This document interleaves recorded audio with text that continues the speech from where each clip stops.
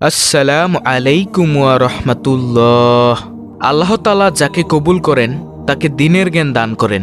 প্রিয় দর্শক, আজকের ভিডিওটি খুবই গুরুত্বপূর্ণ একটি ভিডিও, কেননা আজকের ভিডিওতে আমি আপনাদের সামনে এমন 12টি জিকির তুলে ধরব।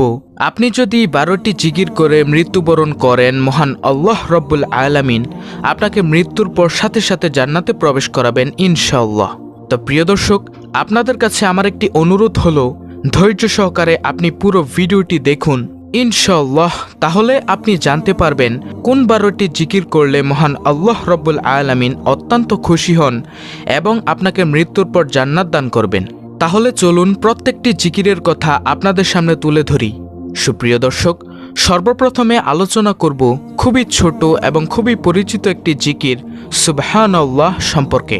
একবার হযরত উমর রাদিয়াল্লাহু আনহু হযরত আলী রাদিয়াল্লাহু আনহুর নিকট প্রশ্ন করেছিলেন, আমরা লা ইলাহা ইল্লাল্লাহ এর অর্থ জানি, কিন্তু সুবহানাল্লাহ এর তাৎপর্য কি? তখন হযরত আলী রাদিয়াল্লাহু আনহু জবাব দিয়েছিলেন, আল্লাহ তাআলা এই বাক্যটি নিজের জন্য পছন্দ করেছেন, তিনি এই বাক্যটি দ্বারা সন্তুষ্টি হন। এই বাক্যটির জিকির আল্লাহ তাআলার মহান দরবারে অত্যন্ত পছন্দনীয়। অর্থাৎ যে ব্যক্তি সুবহানাল্লাহ সুবহানাল্লাহ জিকির করে তার প্রতি মহান রব্বুল আলামিন সন্তুষ্টি থাকেন। সুবহানাল্লাহ। হযরত সাদ ইবনে আবি ওয়াক্কাস রাদিয়াল্লাহু আনহু বলেন, আমরা রাসূল সাল্লাল্লাহু আলাইহি ওয়াসাল্লামের নিকট ছিলাম। তিনি বললেন, তোমাদের কোনো ব্যক্তি প্রত্যেক দিন 1000 নেকি অর্জন করতে সক্ষম কি? তন্মধ্যে একজন বললেন, আমাদের মধ্যে কোনো ব্যক্তি কিভাবে 1000 নেকি অর্জন করবে? তখন রাসূল সাল্লাল্লাহু আলাইহি ওয়াসাল্লাম বললেন, 100 বার সুবহানাল্লাহ বললে তার জন্য 1000 নেকি লেখা হবে, অথবা তার 1000 পাপ মোচন করা হবে। আল্লাহু আকবার। মুসলিম শরীফ, মিশকাত। তো পরিশেষে আল্লাহ তাআলার পবিত্রতা বর্ণনা করেছেন ফেরেশতারা, যার বাস্তব শিক্ষা কোরআনুল কারিমে তুলে ধরা হয়েছে। রাসূল সাল্লাল্লাহু আলাইহি ওয়াসাল্লামের হাদিস দ্বারা ফজিলত বর্ণনা করা হয়েছে। সুতরাং অনেক ছোট বাক্য সুবহানাল্লাহ জিকির অত্যন্ত জরুরি। আল্লাহ তাআলা সমস্ত মুসলিম উম্মাহকে এই সুবহানাল্লাহ জিকির করার তৌফিক দান করুন, আমিন। দ্বিতীয়ত যে জিকিরটির কথা বলবো সেই জিকিরটি হচ্ছে আলহামদুলিল্লাহ। আলহামদুলিল্লাহ অর্থ হচ্ছে মহান রব্বুল আলামিনের শুকরিয়া আদায় করা। মহান রব্বুল আলামিন পবিত্র কুরআনুল কারিমে ঘোষণা করেন, আমার যেই বান্দা বান্দি আমার নিয়ামত পেয়ে শুকরিয়া আদায় করে না, আমি তাদের নিয়ামতকে ছিনিয়ে নেই। আর যদি আমার নিয়ামত পেয়ে শুকরিয়া আদায় করে, আমি তাদের নিয়ামত আরও বৃদ্ধি করে দেই। তাই প্রিয় দর্শক, যখনই আমরা আল্লাহ তাআলার নিয়ামত ভোগ করব, তখনই বলবো আলহামদুলিল্লাহ। আলহামদুলিল্লাহ হাসরের ময়দানে মিজানের পাল্লাকে ভারী করে দিবে। সুবহানাল্লাহ। তাই আমরা বেশি পরিমাণে আলহামদুলিল্লাহ জিকিরটি সব সময় করব। সুপ্রিয় দর্শক, তৃতীয় নম্বরে যে জিকিরের কথা বলবো সে জিকির হচ্ছে লা ইলাহা ইল্লাল্লাহ। এই জিকিরের ফজিলত সম্পর্কে হাদিসে এসেছে, হযরত মুয়াজ রাদিয়াল্লাহু আনহু থেকে বর্ণিত, রাসূলুল্লাহ সাল্লাল্লাহু আলাইহি ওয়াসাল্লাম বলেছেন, যে ব্যক্তি খালেস অন্তরে একনিষ্ঠতার সঙ্গে লা ইলাহা ইল্লাল্লাহ বলবে, সে জান্নাতে প্রবেশ করবে। মুসনাদে আহমদ। হযরত ইতবান বিন মালিক রাদিয়াল্লাহু আনহু থেকে বর্ণিত, রাসূলুল্লাহ সাল্লাল্লাহু আলাইহি ওয়াসাল্লাম বলেছেন, যে ব্যক্তি একমাত্র আল্লাহকে সন্তুষ্টি করার জন্য লা ইলাহা ইল্লাল্লাহ বলবে, কিয়ামতের দিন সে এমনভাবে উপস্থিত হবে যে তার উপর জাহান্নাম হারাম হয়ে গেছে। বুখারী, মুসলিম, মুসনাদে আহমদ। হযরত আনাস রাদিয়াল্লাহু আনহু থেকে বর্ণিত, রাসূলুল্লাহ সাল্লাল্লাহু আলাইহি ওয়াসাল্লাম বলেছেন, কিয়ামতের দিন আল্লাহ তাআলা বলবেন, হে মুহাম্মদ সাল্লাল্লাহু আলাইহি ওয়াসাল্লাম, সৃষ্টির মধ্য হতে আপনার উম্মতের মধ্যকার এমন ব্যক্তিকে জান্নাতে প্রবেশ করান যে ব্যক্তি একদিন হলেও ইখলাসের সঙ্গে এ সাক্ষ্য দিয়েছে যে লা ইলাহা ইল্লাল্লাহ, অর্থাৎ আল্লাহ ছাড়া কোনো ইলাহ নেই, এবং সে এর উপর মৃত্যুবরণ করেছে। আপনি তাকে নিয়ে জান্নাতে প্রবেশ করুন। সুবহানাল্লাহ। মুসনাদে আহমদ। সুপ্রিয় দর্শক, আমরা দেখতে পেলাম যে লা ইলাহা ইল্লাল্লাহ এর ফজিলত কত মর্যাদা সম্পন্ন। আল্লাহু আকবার।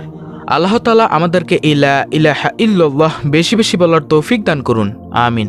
চতুর্থ নম্বর জিকির হচ্ছে সুবহানাল্লাহ, আলহামদুলিল্লাহি ওয়া লা ইলাহা ইল্লাল্লাহু আল্লাহু আকবার। এই কালিমাগুলো আল্লাহর নিকট অধিক প্রিয় এবং নবী করিম সাল্লাল্লাহু আলাইহি ওয়াসাল্লাম বলেন, পৃথিবীর সমস্ত জিনিসের চাইতে এগুলো আমার কাছে অনেক প্রিয়।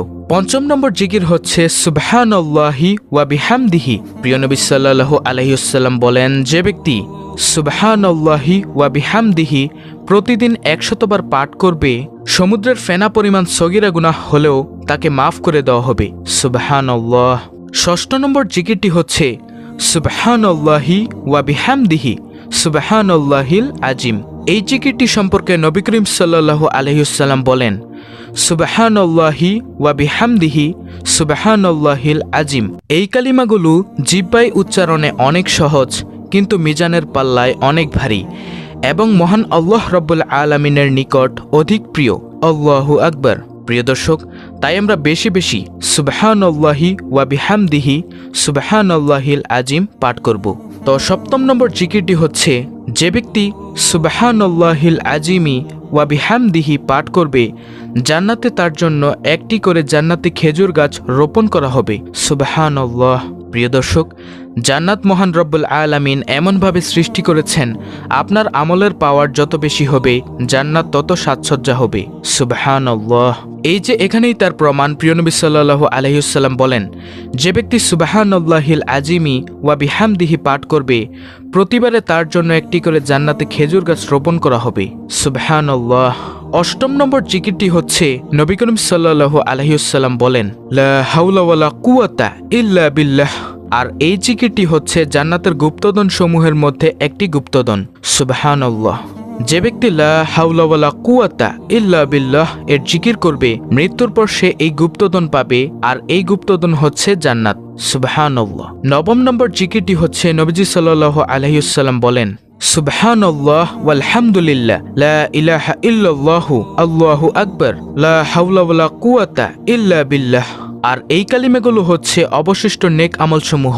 সুবহানাল্লাহ। আর 10 নম্বর জিকিরটি হচ্ছে, প্রিয় নবী সাল্লাল্লাহু আলাইহি ওয়াসাল্লাম বলেন, যে ব্যক্তি আমার প্রতি একবার দুরূদ পাঠ করবে, আল্লাহ তাআলা তার প্রতি 10 বার রহমত বর্ষণ করবেন।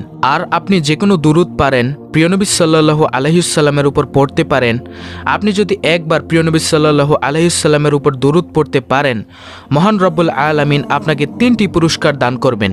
আর সে 3টি পুরস্কার হচ্ছে, আপনার প্রতি 10 বার রহমত বর্ষণ করবেন, 10টি গুনাহ ক্ষমা করে দিবেন, আল্লাহ তাআলার আদালতে আপনার 10 গুণ মর্যাদা বৃদ্ধি পাবে। সুবহানাল্লাহ।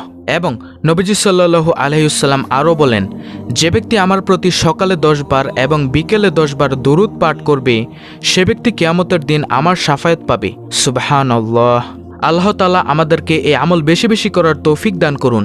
আমিন। প্রিয় দর্শক, 11 নম্বরে যে জিকিরের কথা বলবো সেটা হচ্ছে বিসমিল্লাহ এর জিকির। এই জিকিরের এত ফজিলত, নবীজি সাল্লাল্লাহু আলাইহি ওয়াসাল্লাম বলেন, যে কোনো কাজের ক্ষেত্রে যদি বিসমিল্লাহ বলে শুরু না করা হয়, তাহলে ওই কাজটি হয় লেজ কাটার মতো। যেমনিভাবে একটি লেজবিহীন প্রাণীকে ভালো দেখা যায় না, ঠিক কাজটিও তেমন হয়। আল্লাহ তাআলা আমাদেরকে এই বিসমিল্লাহ বলে কাজ শুরু করার এবং বিসমিল্লাহ জিকির করার তৌফিক দান করুন। যেই কাজের মধ্যে অথবা যে কোনো কাজের মধ্যে বিসমিল্লাহ বলে শুরু না করা হয়, ওই কাজের মধ্যে শয়তান ঢুকে যায়। আল্লাহ তাআলা আমাদেরকে বোঝার তৌফিক দান করুন। আর সর্বশেষ 12 নম্বরে যে জিকিরের কথা বলবো সেটা হচ্ছে আল্লাহু আকবার। আল্লাহু আকবার মানে হলো আল্লাহ সবচেয়ে বড়। যে ব্যক্তি আল্লাহ তাআলাকে সবচেয়ে বড় মানে, তার দুনিয়াতেও কোনো টেনশন নেই, আখিরাতেও কোনো টেনশন নেই, মানে দুজাহানেই কোনো টেনশন নেই।